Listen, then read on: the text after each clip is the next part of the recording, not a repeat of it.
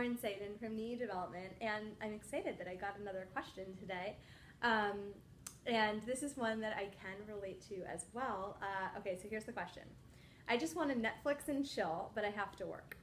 I work out of my home office, and I have caught myself procrastinating a lot with social media, YouTube, Netflix, reading random blogs, making snacks or meals, really enjoying and everything. If I go to a coffee shop to work, it's worse because I get distracted by all the people and I get into conversations. How do I concentrate to get my work done? Okay, so when I first started working from home, a long time ago, years ago, I know because I was like, I would wake up and I was used to going into an office, and it would be a lot harder for me to be like a self-initiator and for me to start and to know where to start.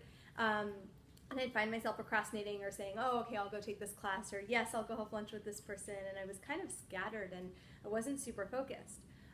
So one of the things that did help me, which I have a blog post on, so I'm going to link to that. So I'm just going to touch on it because I think that this was really, really helpful. But that is the Stephen Covey 4 Quadrants. And that is, if you're not familiar with it, it goes like this, and there's just 4 different areas. And the first one is things that are important and urgent. Okay, so I would make a list of things that were important that I need to get done and that they had a deadline, that they were super urgent.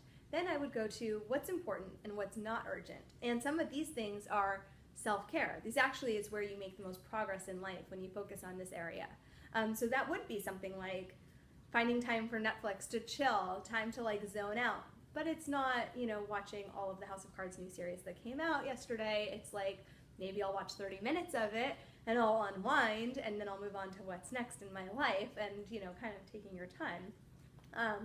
So choosing that more wisely, and then choosing times like when I'm going to go to my workout class, or things that really fill me up and serve me that maybe aren't super urgent but yet important.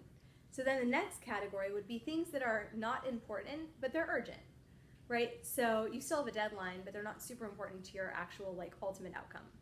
And then there are things that are not important and not urgent. And this would be falling under the category where we procrastinate, where we then aren't hungry, but we're sitting and we're making meals and we're doing silly things. We're watching, you know, sometimes reading for taking 10 minutes and being like, I'm going to go find 3 articles that really interest me and they're topics that will inspire me, that then will help me be even more productive when I come back to my work.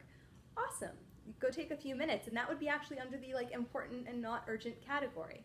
So what I did is I took a week and I said, I'm going to write down like every single task that I do, where it falls under one of these 4 categories. So I just had a big journal out, and every time I did a task, I had a new one every day, it would fall in one of those 4 categories. So that way at the end of a week, I could look back and say, where am I really spending most of my time? So that I would have some reflection, so I could be like, oh, okay, where do I need to be spending my time? So I would say first, just taking some inventory. So finding out kind of where you are now versus where, and then you'll know where you kind of need to go. So I would be writing down all the things that where they're falling under each category, if that makes sense. So that's where I would start.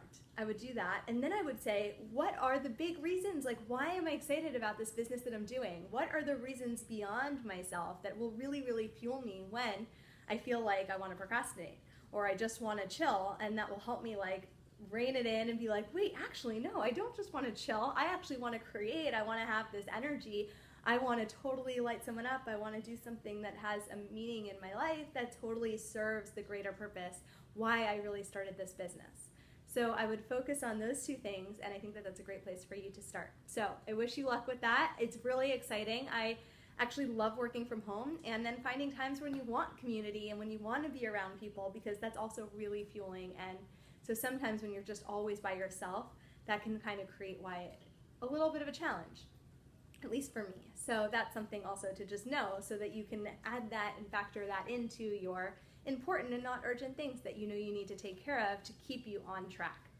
So I hope that that's helpful for all of you, whether it's just about procrastinating with your business or something bigger that's happening in your life, or finding the balance between your work and family life.